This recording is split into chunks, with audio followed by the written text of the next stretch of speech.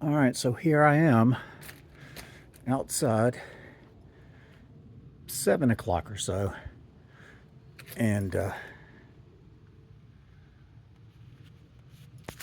to get the focus right. I have framed out the greenhouse, and I've got some temporary roofing up here. I took a cedar picket and laid it up there for support.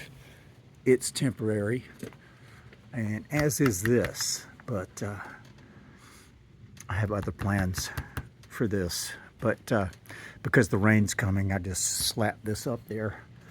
I think I got it dried in so I can work on the inside, move plants in here. There's no door. That's what I'll be working on next in the shop.